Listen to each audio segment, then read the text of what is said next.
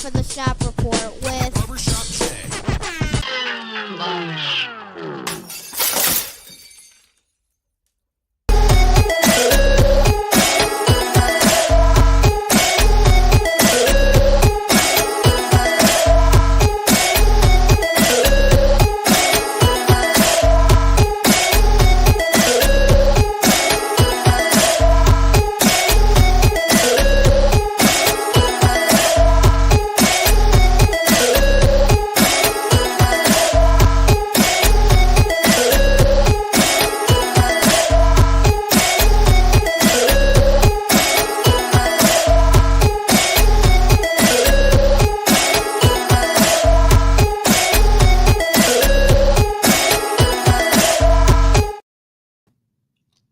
What up, sports fans? Welcome to the Shop Report special presentation of the Turnbuckle in a special Post-Mania edition.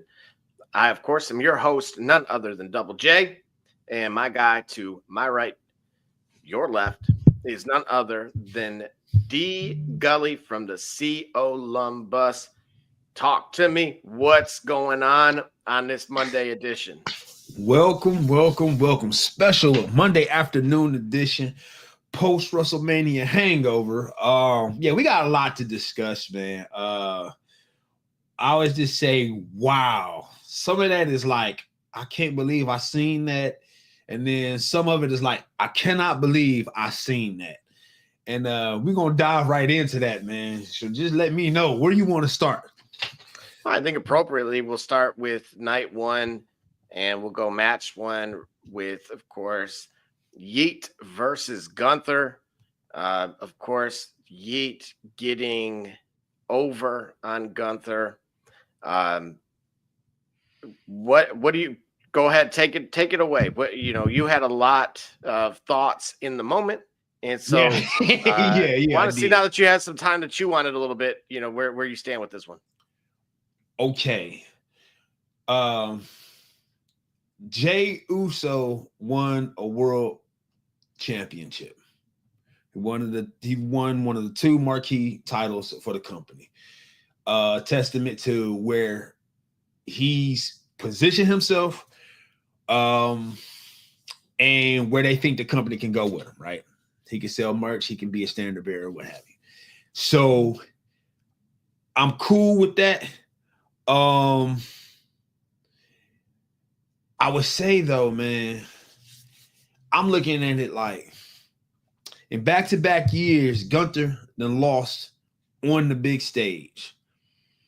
Gunther also at Crown Jewel, he lost that title versus title matchup.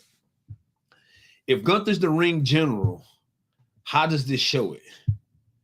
Because I thought, if we're shooting on it, I thought they trusted him. I thought there was a lot of trust. I thought there was a lot of trust there. And it doesn't show, it doesn't reflect as much. And that's what I'm a bit disappointed in. But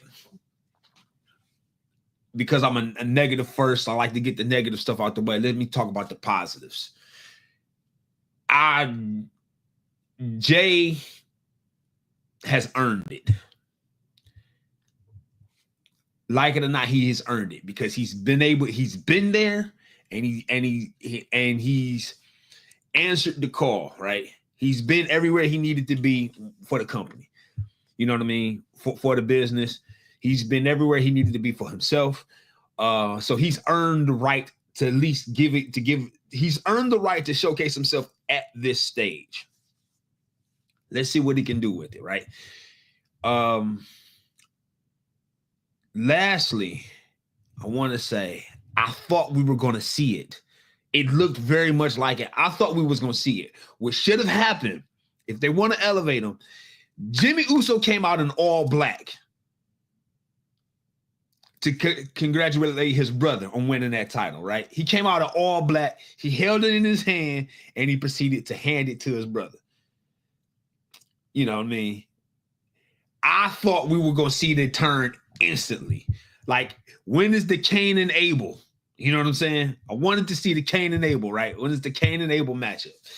I think that's what we're going for. They tried it before when I think it was when there was too much, it was too much heavily involved in the bloodline for it to get its own rightful like side story. You know what I'm saying? We go back a year ago, they did have a WrestleMania moment, what have you, but that angle, that Cain and Abel angle was a bit, I think it was a bit much. It was a bit crowded considering you had the whole tribal chief, the whole bloodline plus the final boss or whatnot. Now that we've got some clarity, now we can really see it. And they owe it to themselves to have a marquee matchup for the pay-per-view for a world title. They owe it to themselves to give a better matchup than the one that they had last year at WrestleMania. And I think now with the timing, it's all here for us to be able to see that, for us to be able to see a great Uso versus Uso matchup, a marquee matchup that means something for the company, means something for themselves. So that's the bad and good of that one. I wanted to ask you, you bring up the previous Mania, which we both were very candid that we would have shelved them from an opportunity like this for a while. Yeah. To your point and credit a little earlier, you did mention that you felt like he'd been rather consistent, but in terms of the match itself, did you feel like he delivered on his end versus say, like, something that is pointed out quite frequently is that the role of the opponent often is to help elevate someone who may otherwise be lacking in their own showmanship, if you will. This is where I gotta lean back in, and I gotta lean back in and trust my own instincts. The whole wave was Gunther's that guy. I don't see it. Remember, and I had said to you, I said, man, I didn't see it for a long time. I didn't see it with Gunther. And it was like no disrespect to him, but I was like, man, I didn't see it. Like, what makes Gunther that guy? You know what I mean? That he had a whole wave of people. Remember, our buddy Paul, he had broken down to me what it was about Gunther. So, in response to your question, if we know that, hey, this is Jey Uso's night, it is the job of both the champ and the challenge. It's the job of both the winner and the person doing the job to make it make sense. That's just my phrase. Make it make sense. Make the winner look like he won it. And the job of the guy who's doing the job for him is to help with that. Do I think Gunther helped him do that?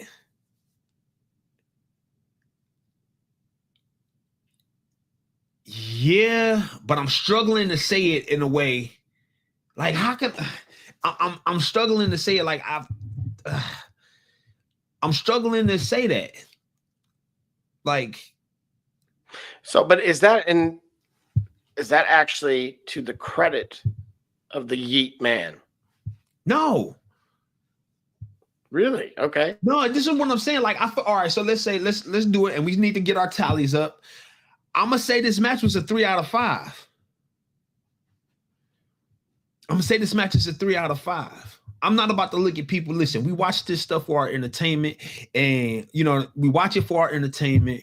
We watch it for our enjoyment, and we do this podcast. We're talking heads just like all the rest of them. Even if we feel like we're more qualified, or we're more honest, or we're more empathetic, or whatever else, we're talking heads, and we do it right. And this is what we do it for. That being said, I have great respect for those guys who are really doing something in a performing arts, risking their body, life, and limb, and the time and all of that. Taking all that into consideration, I still see what I see. And as we get to other matches later, you'll figure out why this is a 3 out of 5, right? As we describe some of the other matches, we're going to do a 3 out of 5, right? But this was a 3 out of 5. And I feel like it could be better. Maybe it is me just not really buying into Gunther after all. Because maybe he was supposed to do, I don't know, but it's just a 3 out of 5. I feel like it could have been more. It should have been more, but it just wasn't for me.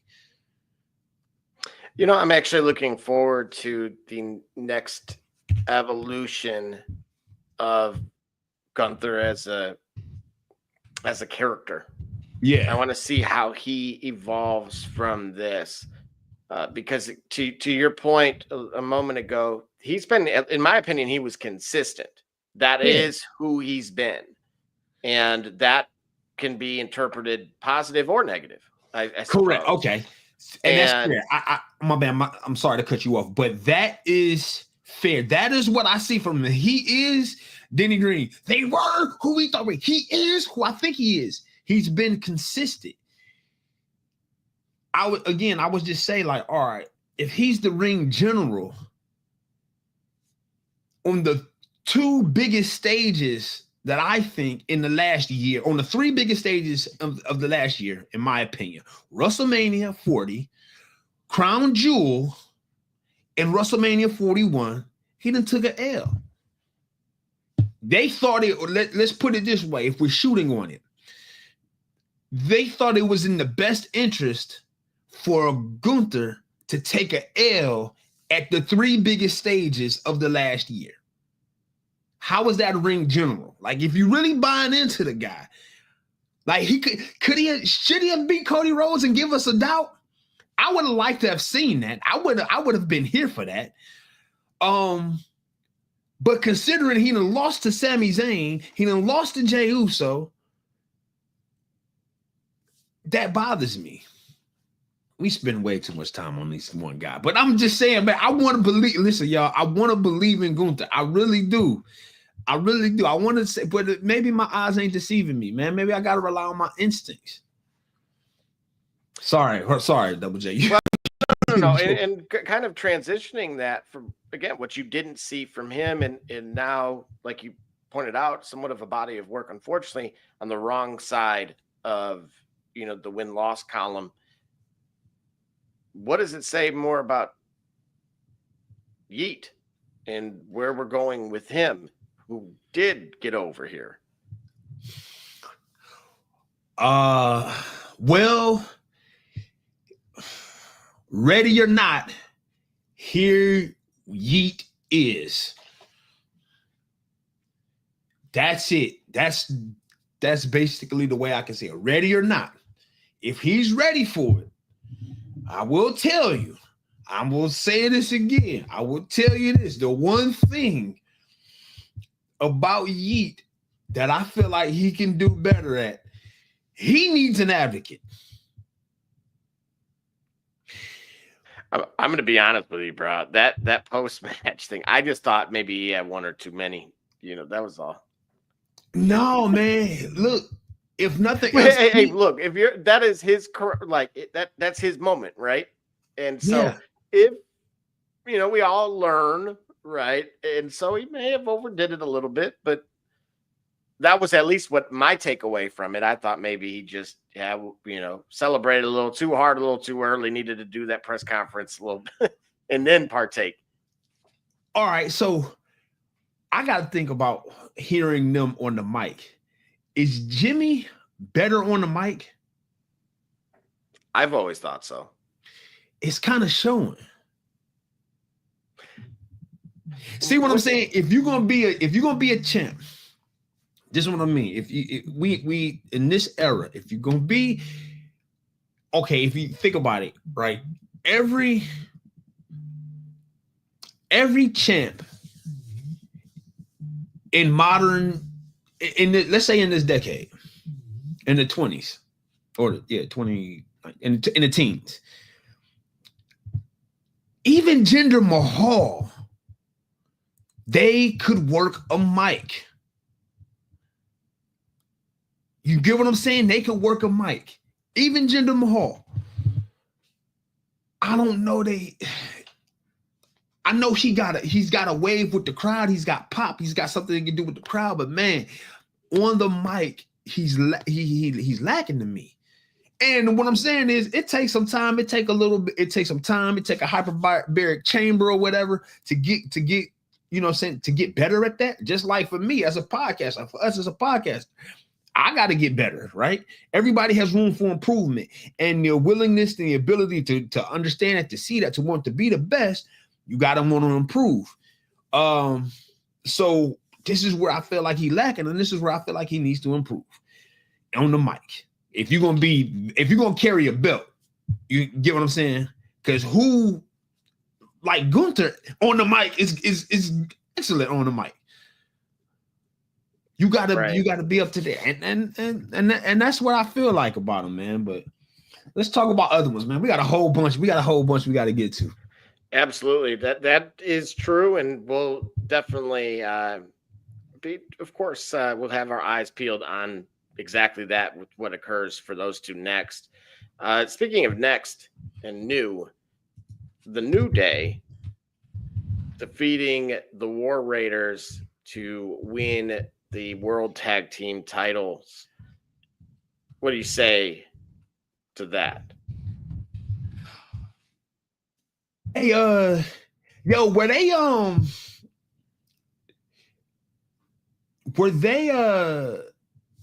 my audio was muted when I seen that match.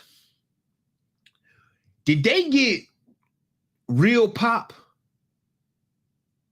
What I mean by that is they were supposed to be the heels, but I think nobody cared that. No, sorry for the War Raiders. Nobody cared that they had the belts. It was like, put it back on New Day. That's what it felt like to me. That's what the energy felt like to me.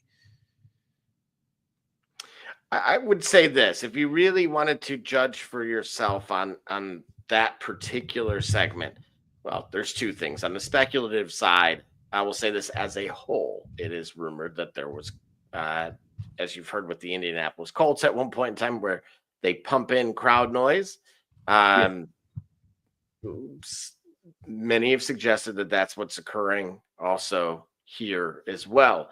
Not in that particular use case, but just in general. Wait. In order to better push a narrative. So hold on. When you say the pump in the crowd noise, you saying nobody gives a at all? And they just give, or they need to drive them a certain direction despite the appearance of the object. Correct. Yeah. If let's just say for one reason or the other, it's not, the crowd's not vibing with either what they're witnessing or simply kind of maybe steering the wrong direction. They will try to redirect them. No, I got you on there. I understand what you said. I understand the concept, but what I'm saying is, I'm talking about its application. Is it like, hey, we need the fans not to like New Day, but they're not doing it. Fans are vibing with the New Day, and we need them to hate. We need them to be heels, but they're still getting over. Has faces. Despite they need to that would be an accurate application. Yeah. Okay, got you. So we just not gonna hate them. We refuse to hate them, right? Got it. Exactly. And so I don't know. To me, we've named a few occasions. Obviously, brought up Edge and countless others in the past that have been successful on the work, not just working the crowd, but certainly being still a somewhat of a face as it pertains to the fan base, in spite of being the rated R Edge, right? He was a heel there. That whole much of that entire time, he was a heel, but he was just so over that, like, okay, so right, because like Edge versus Undertaker. Undertaker was the face, Edge was the heel, but he was just so over. Okay, got it. Okay. So, hey, I guess the reason why I'm liking that is because I still very much vibe and like the New Day. So the fact that fans are the fact that the universe is genuinely interested in what they're doing still is, gives me the warm and fuzzies, I guess. You know what I'm saying? I appreciate that. The match itself, I'm going to go 3 out of 5, man. Good. Not great, but good. Right. And from my end, I'm going with a solid 2. I didn't really care for it. Nothing about that really said a Mania match outside of the fact that there was a title on the line. Okay. So I'll keep it short and sweet. That wasn't anything that to me would show up on a all-time list. But wait a minute. What did you give Uso versus Gunther? A 3. All right, cool. So we 3 out of, all right, bet. I'm typing them up so that way we give our fans they'll know, so that way they can keep us honest, for real, for real. They keep us honest. What's the next one, man? It was Jade defeating Naomi, of course, a Uso in her own right. Anything particular from you as it pertains to them settling the score? 3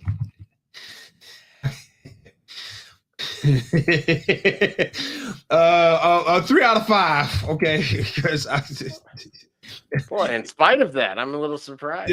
Well, listen, Thought I you were like where I live. 3 out All of righty.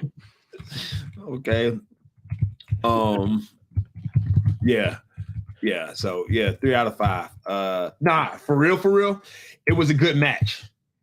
I'm actually surprised.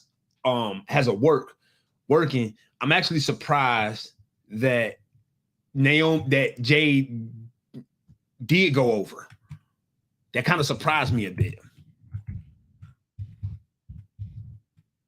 But hold on, there we go. All right. But overall, it was a good match. It was a good match. I'm gonna give it a 3. So I've been just 3s all the way around so far. Yeah, I'm actually gonna go 3.5 here. I want to give Naomi a little bit of love on this. She kind of over delivered in from where I was from what I was expecting, at least. So she exceeded my expectations. I think that's all credit to her. But outside of that, yeah, I'm with you. I'm a little surprised myself that Jade was over, but it did make sense to ultimately, from a work vantage point. So Got you. Yeah, I'll keep that also short and sweet. That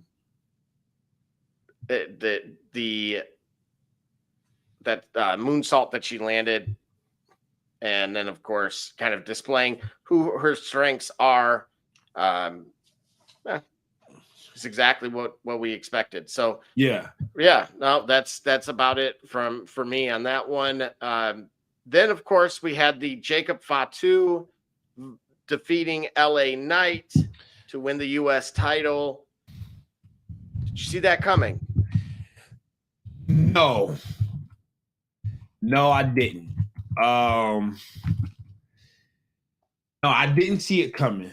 Welcomed the result. Didn't see it coming. Well, how could I not see it coming? I mean, they've been building them up. But you know what? We can get Fatu versus Braun for some meaningful hardware. That's what I'm looking for. Right? Oh, absolutely. I think by the time you get to SummerSlam, we're there. Yeah. So to be elevated, that's great. For LA Knight to do the job, you know what I'm saying? I think it was a solid match. Again, I've been fairly even. Like what's below average, what's above average? We're gonna find out very soon. But this was a 3. There was nothing too terrible, but not so much that was remarkable. You get what I'm saying? I want to say not too much remarkable, but nothing terrible. So that's a solid 3 out of me. You know what I'm saying? So we're good there. Yeah, I'm going to echo that. Felt like it'll be interesting to see where, like, again, it's a common narrative for me, at least from a night one vantage point, of where do those that were on the wrong side of this, where do they go? And LA Knight certainly is going to be one that I'll be kind of paying close attention to see what storyline he ends up in. And ultimately, also, like you said, the excitement and anticipation of potentially what we may have in store as it pertains to Jacob Fatu, because obviously I think this is just the start of his as a singles competitor. Correct. Let's see here. All right. And so, again, night one, we also had El Grande Americano defeating Ray Phoenix. If you remember, I mentioned on Friday night that the injury to Rey Mysterio seemed to be legit, which made many of us question why he was even out there at that point. But to me, I don't know if it was a work or not. I don't believe so, because obviously the whole premise leading up to that had nothing to do with Phoenix.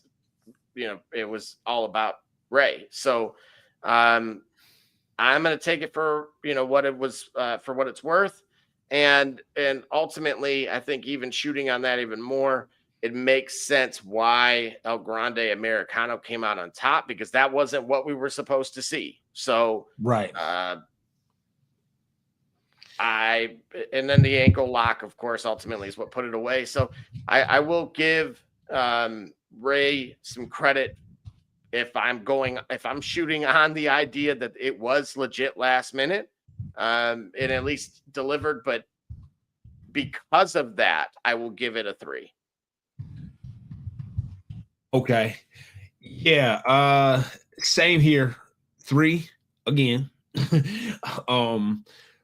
3 again. I really don't have much different to mention about that one than you did. It looks like a legitimate injury affected it, and despite that, consummate professional. We got still the best we could with legitimate heat. I'm sorry, with a legit injury, as only the professionals can still do. So 3 out of 5 for me on that matchup as well. All right. And then, of course, that leads to our next ladies match, which was for the WWE Women's Championship. And that, of course, was Tiffany Stratton defeating Charlotte Flair.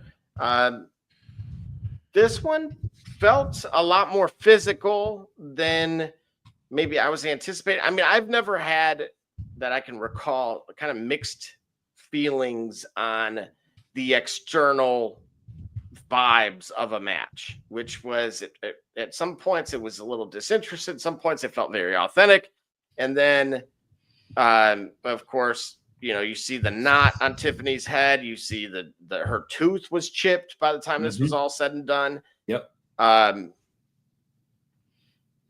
Part of me wants to shoot on the fact that I'm again, we hear often that if I'm going to break the fourth wall here, that they're finding out either sometime during the day or potentially right before, so on and so forth. And that's why they practice both, etc. Right?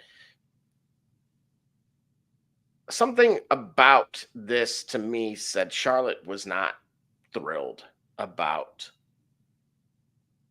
putting Tiffany over. Correct. And that's go. I wanted to gauge your thoughts on this. All right. So I feel like Charlotte's disposition, Charlotte's body of work suggests she's not putting over a relative newcomer. She have a hard time putting over anybody, but only those like it'll only be those with an undeniable wave of undeniable wave, I think, or maybe the few that I feel like she respects and recognizes as a peer. That won't be Becky Lynch anytime soon. Aside from that, Charlotte probably have a hard time putting over anybody. For her to do the job at WrestleMania, no less. Hey, that was pretty impressive. I give her some credit for that. I actually think because of the real tension that was in the room, this actually was the best match of the card so far. So I gave it a 3.5 out of 5. There was a pretty good spots, couple of good spots. You could tell that they really was getting at it after each other, and so they this was a pretty good match. This was a really good match, actually. I give it a 3.5. Yeah, I'm going to echo that. 3.5 for me. And that leads into, of course, Seth freaking Rollins defeating CM Punk and Roman Reigns in the triple threat match. What do you got from that main event? 4 out of 5. Yeah, 4 out of 5. It was as we expected it to be. Everybody got their shine. That run in the middle where CM Punk was able to deliver GTS. I think he got both, right? He got Roman and Seth on it. Really thought he was gonna have his WrestleMania moment where he comes out on top. And he didn't. But to most people's surprise, not to mine, of course, Seth gets the Advocate. And look out, WWE Universe, for what that will mean for the rest of WWE. What that will mean finally having that focused attention, that main event mind that Paul Heyman has, paired with main event talent and main event work of Seth Rollins, pairing that together. Look out for what that's going to mean. I am really excited for that. And I'm also excited for what it does mean for CM Punk going it alone, and for Roman Reigns now to be free of the bloodline. Let's see what he really can do when it's just him back being him by himself, and perhaps maybe building up a new stable, or going at it himself with some potential areas, some potential talent or some feuds that I think would be worthwhile for us to see. Nonetheless, what I'm talking about right now, though, is Seth with his Advocate. I was thoroughly impressed with how it went down. I saw it coming because I wanted to see it coming, because I envisioned it this way. So it was predictable from the perspective of this is how I imagined it to happen, but it was unpredictable from the perspective of what could it actually, right? We're all smart marks. We think we know everything. We think we know wrestling, and then we continue to get surprised. I wasn't surprised because this was what I was looking for. Nonetheless, it delivered. I'm going to give it a 4. I'm going to give it a 4 out of 5 just based off the card. Where did it under deliver for you? I saw the rest of the card. That's all. That's all. We're not judging this like boxing, so we can't go round by round. Having seen the rest of the card, this match was a 4 because of the match of the night, because of the match of Mania. That's why there has to be a distinction. And when we talk about that match, then we'll figure it out. Okay, absolutely. And I don't disagree. I thought this was a solid 4 for me. I echo your sentiments that everyone appropriately was able to display what they can do, to both of our credits, as well as even, friends of the show in the comments. We all kind of were leaning towards Seth and Paul kind of forming a little bit of an alliance there. Yeah. And it'll certainly be interesting to see.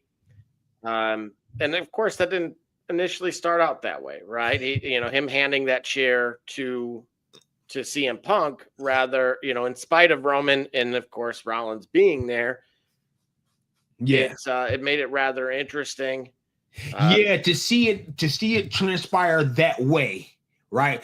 We would have thought, okay, he was going to get CM Punk first, or he was going to get, what I mean by that is Roman would get the chair first, then CM Punk would get the chair, right? Oh no, is that the way it went? So he gives Punk the chair, then he low blows Punk. Right. And again, to the chagrin of Roman, who, was, I actually think playing, sold it quite well. Yeah. About how he was taking the live betrayal, if you will. Yeah. Then for him to not just hand him the chair, and this is the brilliance of Paul Heyman for me. obviously on his knees, handing it to him as more of a sign of again, reaffirming my alliance to you. Yep. In the moment. Yep. And this is, again, the mastermind, the true puppet master was at play. And I said this on our last show. You did. Who does Paul Heyman have the most to gain from? And the role, I said he was the X factor, and, verbatim. And he absolutely was. And got a chance in real time to watch how he manipulated each specific individual for what his desired outcome was. Correct. Because as he instructs Roman to then go and hit Rollins, and there's hesitation there. Yeah. Yeah. Right? He unleashed on Punk, no problem. Yep. And again, that confliction that Roman Reigns had to take out his former Shield guy, only to then get low blowed. And I think that's what Paul Heyman was looking for. That's to your point about what he had with Brock Lesnar, which was an animal, right? It was a rabid dog on a leash. Right. And I think that's what we're going to see from Seth Rollins is exactly that. He's going to bring out the worst of him, but it will be the best of him potentially to come. Absolutely. I'm looking for some great I'm looking for great matches with him. Great matches, great stories, and great angles. You know what I'm saying? Like to work on it. Who's he going to go after next? Now that he's the leader of the next generation, right? The standard, right? Are we gonna get Seth versus Cena? And when? And that's something I'll let everyone chew on while we take our full time out here, and we'll see you back at 1:45. SK Cunningham, and you watching the Shop Report. I'm Army Diallo, and you watching the Shop Report. My name's Chris Murray, and you're watching the Shop Report. Oh, you're Jay Knight, you're watching the Shop Report. Max McKee, you're dropping in on the Shop Report. Barbershop Jay, Quentin Hines, Super Bowl champion. I'm ready. Let's do it. I'm on. Hi, I'm Mars Man, works at Mercury Stadium, and you're watching the Shock Report. Hey, I'm Billy Butler, and thank you for watching the Shop Report. Hey guys, I'm Les Norman, former Kansas City Royal, and you're watching the Shop Report. Commander Brown, Detroit Rivers Mountain Training, and I'm watching the Shop Report. Hey, this is Doug Flynn of the New York Mets. Well, a few other teams, of course, too. And you're watching the Shop Report. I'm Matt Ramos, and you're watching the Shop Report. How you doing? I'm Rajay Davis, and you're watching the Shop Report. How you doing? This is Nelson Figueroa, former Major League pitcher with a lot of teams. You're about to listen to the Shop Report. Hey, this is Howard Johnson. You're watching the Shop Report. Hi, I'm Heath Bell from the New York Mets, and you're listening to the Shop Report podcast. Yeah! Hey, I'm Josh Tolley, former catcher of the New York Mets, and you're watching the Shop Report. This is Edgardo Alfonso for the Mets, and you're listening to Shop Report. Hey, this is Doc Gooden, and you're watching the Shop Report. Hello, this is Mike Hampton, and you're watching Shop Report. Hey, this is Herman Harvey, former NFL offensive lineman with the Cleveland Browns and the Baltimore Ravens, and you're listening to the Shop Report.